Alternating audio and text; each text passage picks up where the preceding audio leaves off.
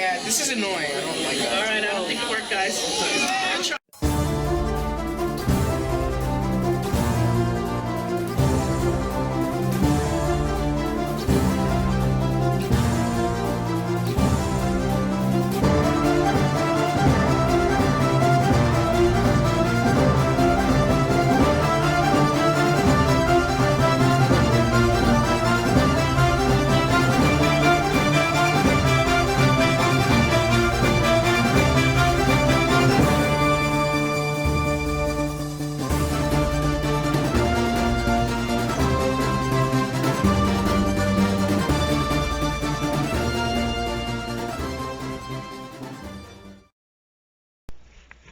What's up guys, Tom's back from another video, and this is my 100 sub special. I know it's very late, but I went to Yahoo, and I thought this would be the perfect opportunity, so yeah, let's get started.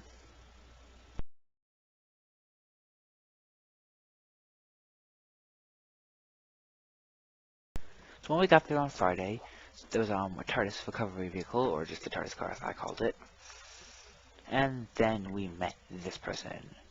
This person was quite amazing because he created some Daleks and life stones, and they talked. They were there, and we walked around and talked to them.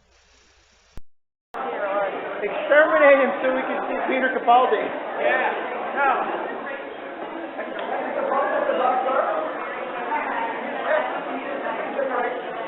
You mind if I get a shot of Dollar? Yeah.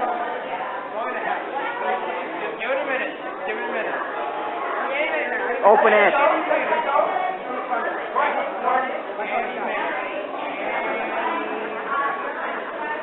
Right, open it.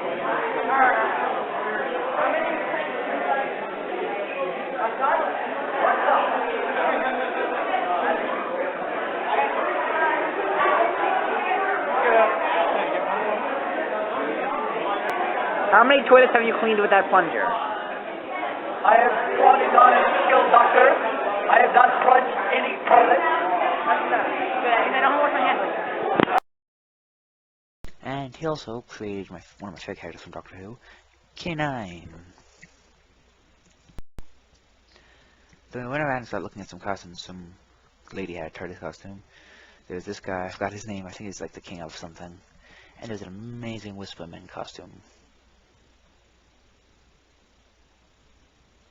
Then there was some guy as a second Doctor who he actually knew how to play the recorder. Some guy was dressed in Tom Baker's last season costume. There was the 5th Doctor and the 6th. And the 6th Doctor was actually also there, and I got his autograph. Some person was dressed as the 7th Doctor. And someone was also dressed as the War Doctor, which was an amazing costume. Some guy was also there as the guy from T.A.R.D.I.S on a spaceship, complete with gun, as well. I forgot to say that. Someone built the Special Weapons Dalek toy, and it actually moved around and talked. I didn't get any footage of that though, of course. And yeah, so that was cool. Then some of the second Jackson companions there, but I didn't get their autograph because autographs were expensive. The subject was Perry, but I didn't get her autograph either. They had some really interesting posters. They had this really rare toy.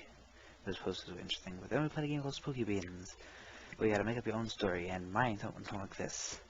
I was the 12th Doctor with Clara, which was a lady in the game, and my story was we were in Japan with Billy Mays eating sushi, went to Sami-King, and we went to Tokyo Disney. And then all the animatronics in Splash Mountain came alive and tried to kill us. And then we used snow cones to kill them all. And we lived happily ever after. And then there was a whole bunch of other doctors, but you know, I was the main one there, so yeah. So yeah, then we got there on Saturday. It was back to exploring. Yay! You know, so we do best. So, you know, Karen was there once again. And there's some weird posters of Daleks. And then there was this guy in this amazing Cyberman costume.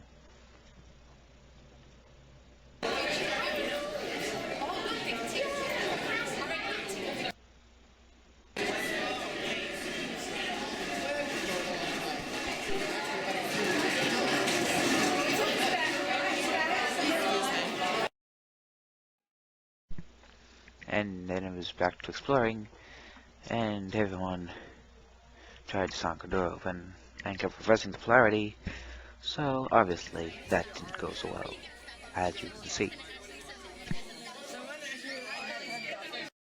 I lost my David Tennant screwdriver at a forest. I had David Tennant's. Everyone join again. Yeah. I have like Sonic on me today. Yeah, I figured that out. There's a button right here you can press. Yeah, this is annoying. I don't like that. Alright, I'll leave it work, guys. I'll try that.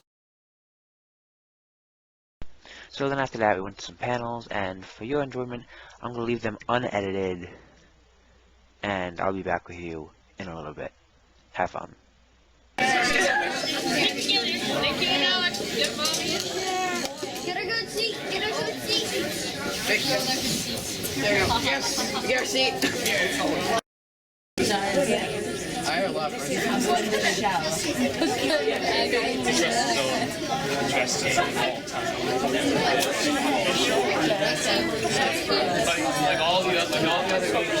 Oh, the Smashers!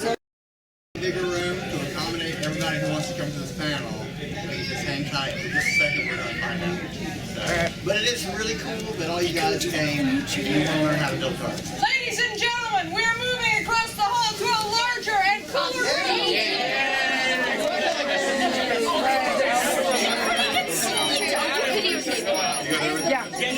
weird YouTubers. Not popular ones and really bad ones, but we are.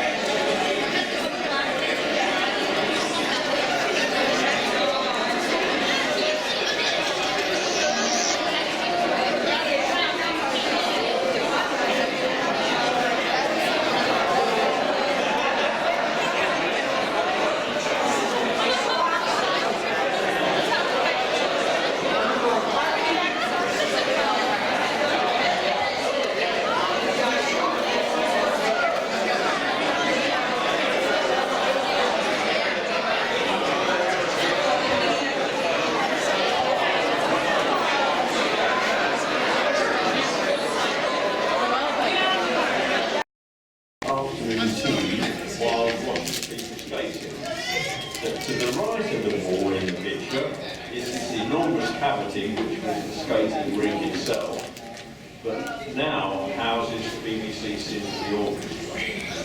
And so that's the size of this building. So if I said to DJ, bring the tapes. She said, what are you going to do? I said, never mind, bring the tapes. Now remember, this is only 30 seconds of tape.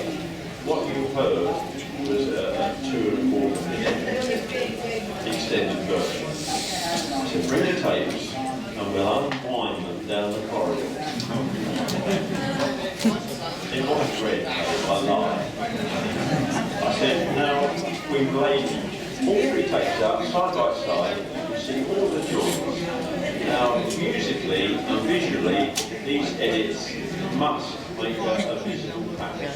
So we went along those and until we came to one joint that was out of visual synchronization with the other 2 tapes. And that was and that was the only way we could find it, apart from playing through notes at a time. So a little bit of lateral thinking, which is what all Doctor Who workers are more than capable of. Like an extra white tape machine. Now, if all these tape machines are half the right distance, if you're doing a musical thing, and the gap is the musical phrase, then you can compose a musical round without trying. If you're doing poetry, then you make the gap between the machines the length of the standard. And that's fine. So I'm going to play you a little thing here. I want you to listen to the first phrase. If you've heard the first phrase, shift your eyes over to the right-hand side where the phrase is repeated, and then it'll be back on the left. I won't say until you step back.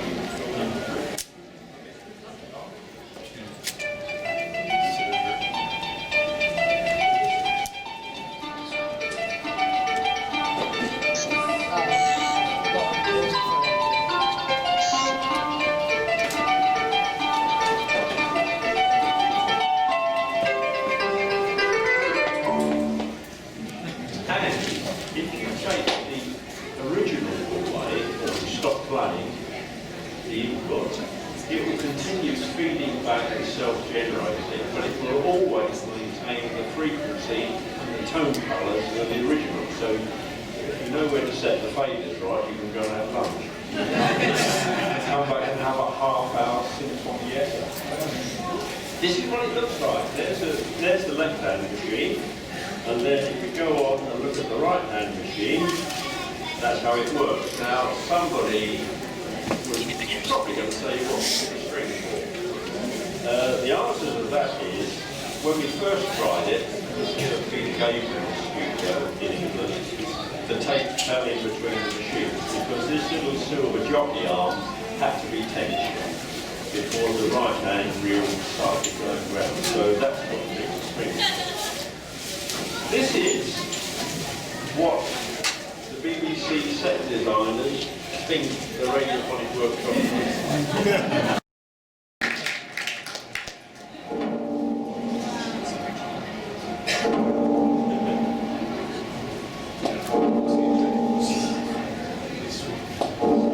So from very ordinary sound sources, we can create lots of things. Now, perhaps someone will know, and this is the sort of advertisement.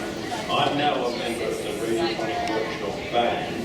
We've been on tour for the last year. We did Glastonbury and places like that. And our percussionist is Kieran Pepper from The Prodigy. And he's got a back of a washing machine, metal back of a washing machine, which he plays with the violin player. And it's great because it's this utterly different frequency sound to what you've ever heard of. So it's the imagination to try something different that happens. Yes? Right. I'm going to play you a quick thing. This is what we see at the original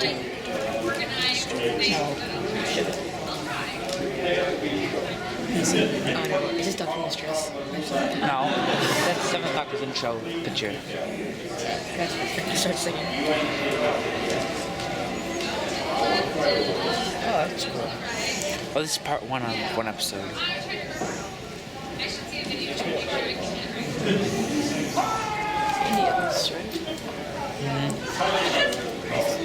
Let me pinpoint the episode.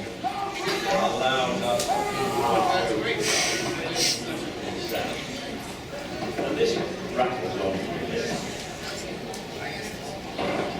See, it's riveting stuff. Oh wait, I don't want copyright. What?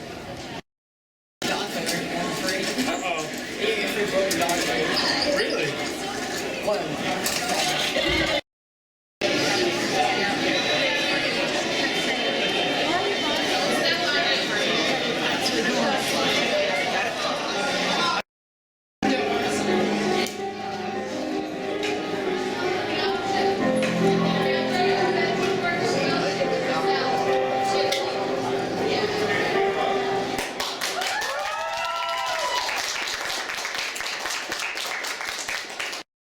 You should go to the next one.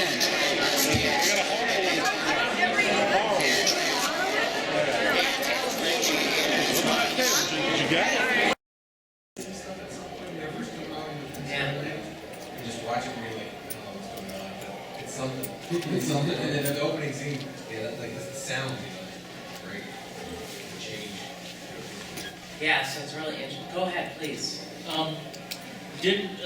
Wasn't Peter Howell also working on Hitchhikers at the time? It was, he was doing, I mean, he was also doing... When you say synthesizers, they were really using it very heavily at the time. You know what's interesting is that Dudley Simpson actually was doing a lot of Blake 7 stuff from 1978 to 81. Anybody ever see Blake 7? You know what really blows is that there is no Blake 7 DVDs for North America. And it's really sad because if you watch any of the Blake 7 stuff from that period, you'll realize that there's a lot of stuff for new actors in those. You get a region-free player for about $50. Is this a... That's kind of what I did. That's why I got the, that's how I got the Blake 7 set. Yeah. And they're available Yeah. Through alternative means. Illegal. When did that come stop? 11. There's no region 1 release. So That's it's, true. I mean, that's dubious, yeah. So how would you guys say, like, as far as fandom is concerned, what is the difference between fandom today and fandom in the 1980s, as you remember it? The engagement, It's to 11. the way I'm now Roger.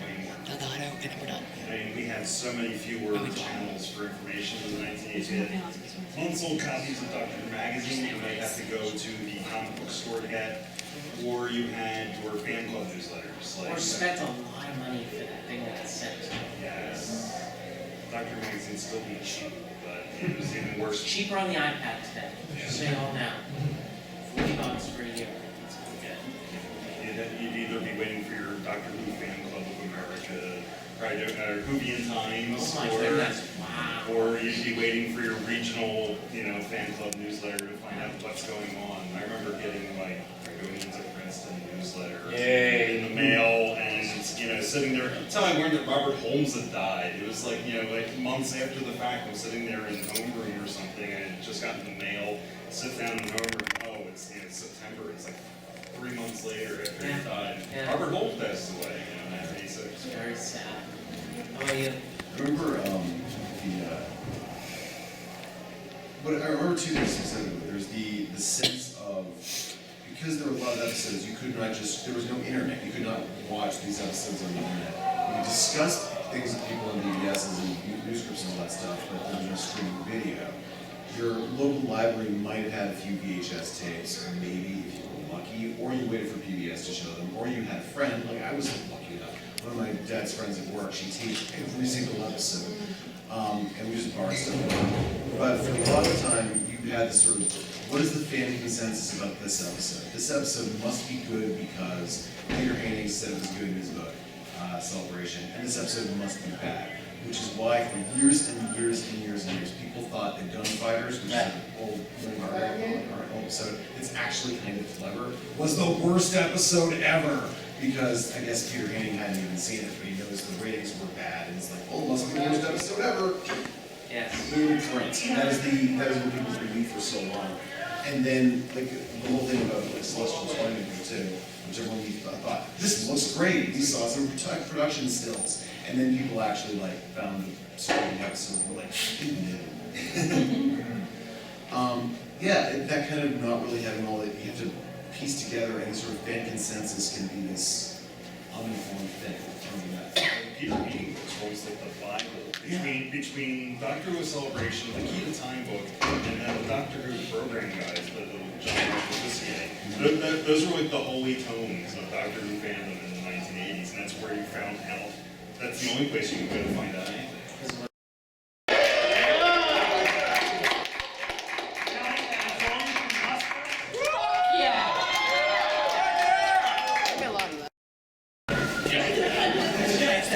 It was probably around that time, and here's this chair that just eats the guys.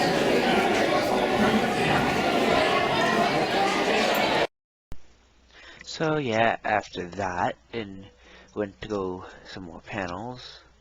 There's some good ones and some bad ones. And then there was some weird ones. Me for life. I am scarred for. And then we saw the premiere of the finale. And we went to a raffle, which we didn't win at all. Incorrect. You see, that is what you're supposed to think. That is what everybody thinks. Clara Oswald is a cover story, a disguise. There is no Clara Oswald. Oh, don't be so slow. It is embarrassing. Who could fool you like this? Who could hide right under your nose? Who could change their face anytime they want? Yeah, I even go my friend today, that was at a gym. So, it's a gym, different. So I used to think that that away, different something, and completely new places. It's just like containers of things. Swag doing really well. I don't know. I use that.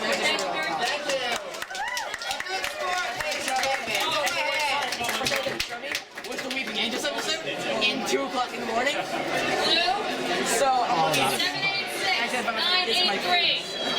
Oh shit! Damn it, I'm so close. My friend was sleeping at the time. 983. Last 3 digits. Blue card. 786. Girl on fire. What's that? I got like Frank. Frank. Wait, Frank? I'm on like a. Michael, we call Frank. We call Frank Hatch. Going twice? That's what the last name is. Go. I'll take it. No, one more drink. Actually, I my friend Frank. That's the last name. Wait, what was your last name? There was no last name. Oh, then I think my friend Frank. How many did you put in here? He's not here, he's SOL. Blue. 787 154. That's just sad. Well, it might not. 787 154. No, I got so he wrote his name really large on the paper. We have a winner. Take it.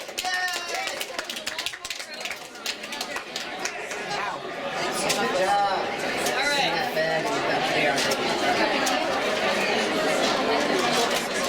All right, the D&D starter set.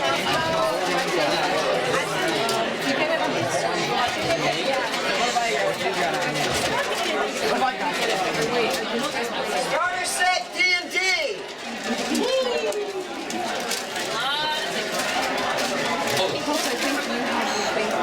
Red. 672033. We have a winner. We're so close. I know. You didn't visit the D&D, did you? No, you? Yes. A lot of them. The counters off my red ticket's useless now. All right. You know what's left. Last prize of the evening. Big The bag. toys and games. Toys and candy.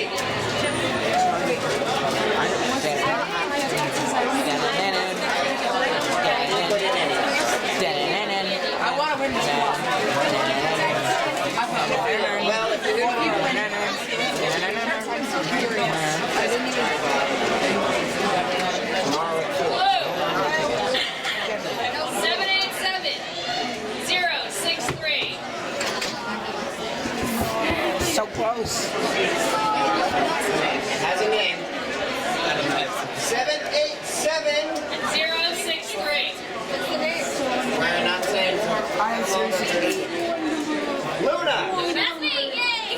Luna. I know who you are. I said this was hard to hold, right? I know we didn't even. I didn't put it in there. There's no chance to do Well, what is it, Michael? Michael, what is it though? I put all my tickets in the Seven Dragons one. Michael, look. What did it win? What did it win?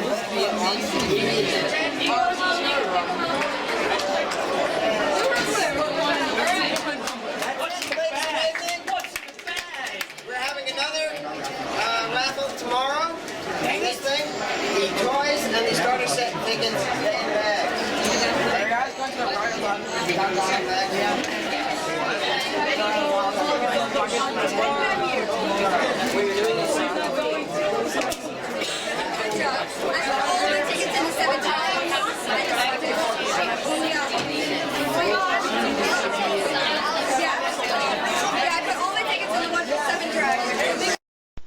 And then, for your viewing pleasure, I decided to record what the shop looks like, if you ever wanted to know.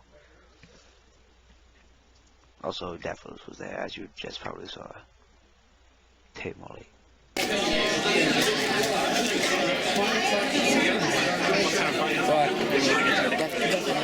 think you'll never be able to have.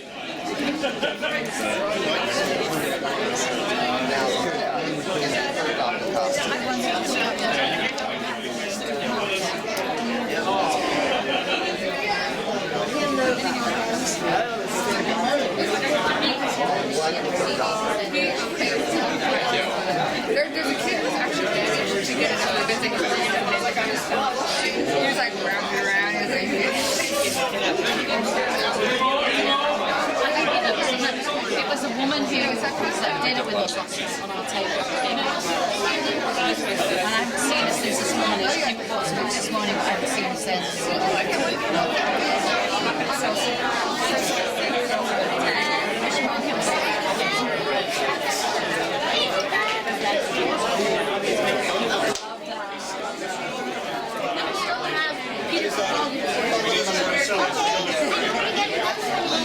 cool. Just look at this bullshit. Okay, good. I'll look for you. Thank you. Yes, sir.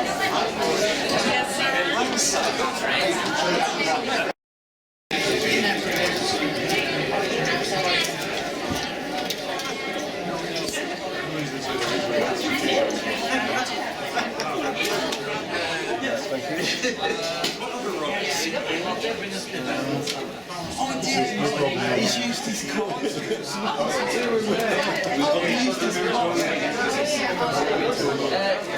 Doing too difficult to try to remember their ringers and ringers.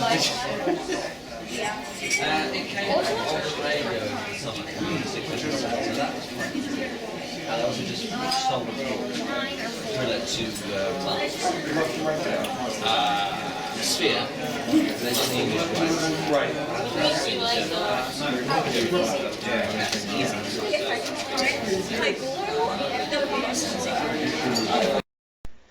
And if you want to see what I purchased at those shops, I have a separate video on my channel.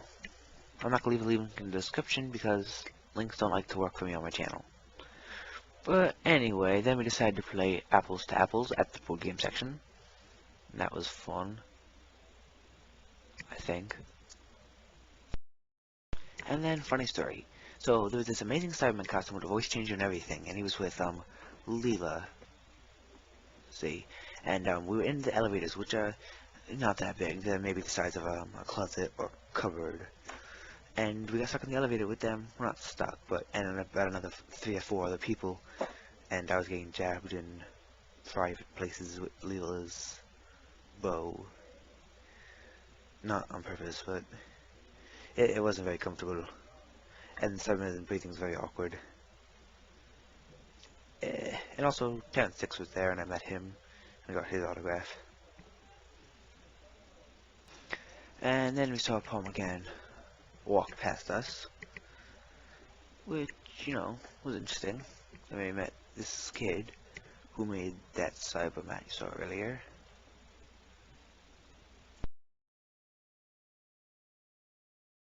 So then we saw another costume. Well, there was this guy, and the premiere when we saw this finale, there was the TARDIS, which we got a picture of and with. And then we saw this really, really creepy guy zooming in his face. I can't with my editing software. There was this guy who looked like he was about to blow up the TARDIS.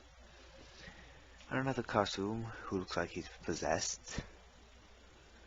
And then we went to this last panel on Saturday, and there was a discussion about something that I don't remember, because I'm making this video like a month later. So now it's Sunday, and we get the last day of the convention. This time I'm coming to you by Mega Mewtwo 151, a good friend of mine. I'm going to get a picture of Paul McGann, and I'm waiting online, and then this guy shows up and starts singing.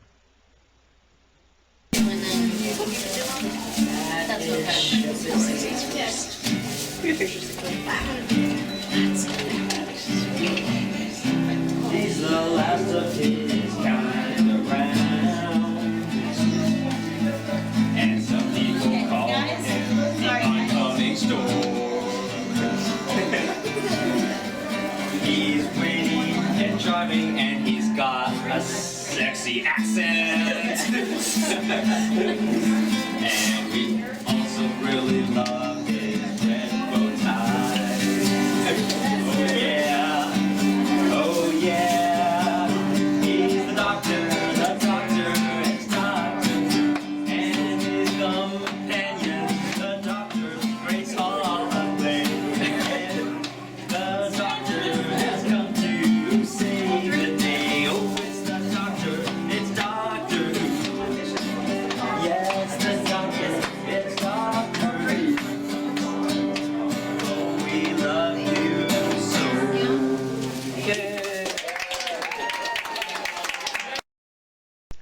And then after that we go to an auction, and just a little bit of footage from the auction. 150 is the bid going twice. 150 is the bid going 3 times, and sold to Heather. Thank you, Heather. 130 now. I knew he still a prop. 20 is the bid. $20 is the bid going once. $20 is the bid going twice. Going 3 times, and Soul 2, Mary. Dr. Who, the Daleks Omnibus, signed by Terry Nation. Which I wanted, but unfortunately couldn't get, because I ended up spending all my money right before the auction, which was stupid of me, and it actually wasn't going for that much, so unfortunate for me. So next up, they're having a museum, and I'm like, oh, it's a museum, cool, might as well go. And then I almost died. They had Paul McGann and Tom Baker's costume, the ones they actually wore, and I got to touch them. And I felt honored to be touching Doctor Who memorabilia as big as this. I mean, Tom Baker's scarf. My favorite Doctor is Tom Baker. I died. They also had one of the old Time Lord robes from, I think, the Deadly Assassin. And then, boom. They had a whole bunch of different props. They had the second Doctor's recorder, which we got a couple of pictures of.